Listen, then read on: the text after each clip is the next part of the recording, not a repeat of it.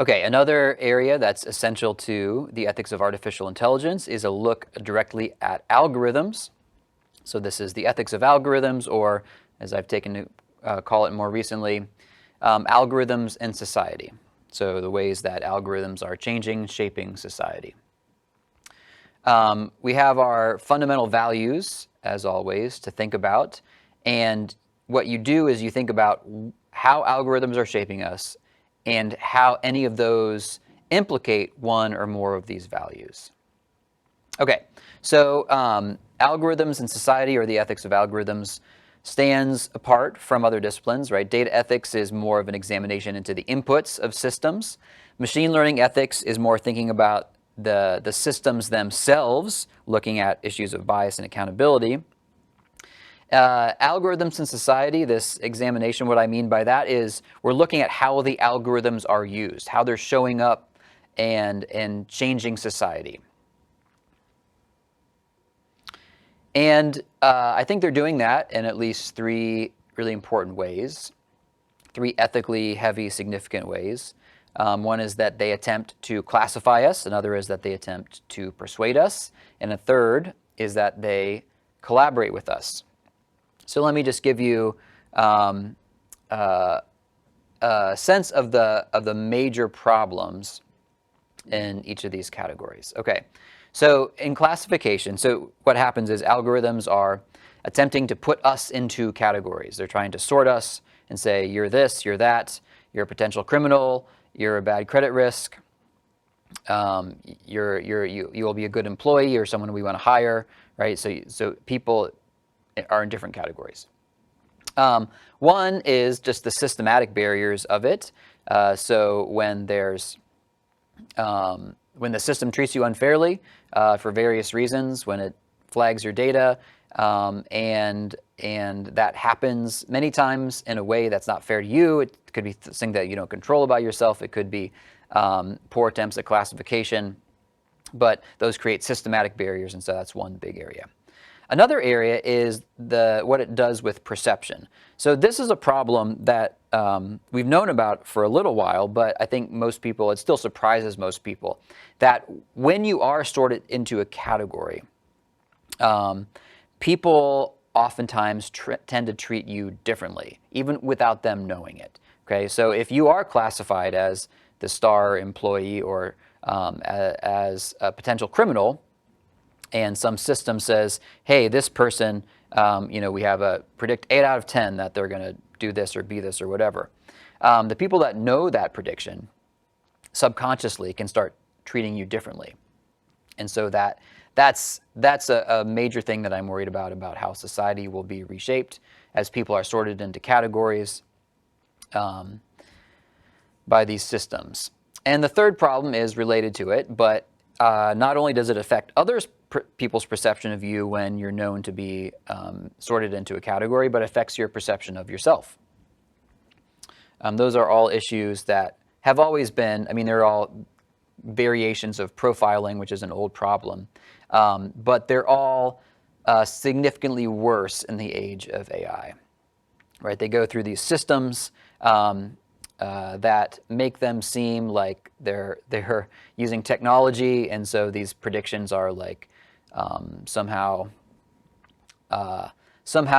more accurate, but it's the same kind of problems related to profiling and stereotyping and prejudice. Okay, the second area is collaboration. So algorithms, it's already started, but they do and they have and they will continue to work with us to complete our projects. Okay, some of these are like mundane projects like driving a car. This could be a project like fighting in a war. This could be a project like figuring out how to rewrite this email, but you get the sense, right? There's a lot of ways that algorithms are in our lives collaborating with us. So the first problem, and this is the most well-known, most people tend to think about this first, the problem of displacement. And what I mean by that is, what if algorithms get so good at collaborating with us that they just don't need us at all? And so we're displaced workers, and we have these dystopian scenarios where no one has a job anymore. So that's a really interesting area to look at. A lot to say there. The problem of actualization is less well thought of, but I think really important. So algorithms, as they collaborate with us, they're taking some of the things that we used to have to do. And some of those things, we're kind of glad that we don't have the responsibility to do anymore. But how many of those things, or what of those things, were actually good for us to use our brains to have to work through, right? So we might think, oh, it's nice that I don't have to do X or Y anymore, but what if X or Y was part of you being the full human that you are? That is a dramatically underappreciated problem, I think. The problem of safety, right? So what if in this collaboration it's just not safe, right? What if your autonomous car doesn't recognize something and then crashes? There's certain trade-offs that systems and engineers have to make. We'll think about those. The problem of tools. So this is a long problem with technology, but anytime we have a new tool, we use it, but as we're using it, it changes us. And so the tools of AI, how are they changing us? And lastly, for now I'm calling it the problem of destruction. So I'm thinking mostly in the context of warfare. So these decisions to kill someone that are made in the context of war are dramatic. But like when you're doing it and you see the other person and you still decide to make that decision, that's one thing. But what if we imagine a world where you're sending missiles and it looks like the equivalent of a video game? There's no face. You can't see the people screaming. You just look at your system and you're saying target locked, and like all this stuff just happens on a screen with a nice interface. So we have to worry about a world where destroying things is much easier because the human element is removed. And then lastly, algorithms try to persuade us. So there's a very well-known area, a book called Surveillance Capitalism, and a subsequent area of research called Surveillance Capitalism.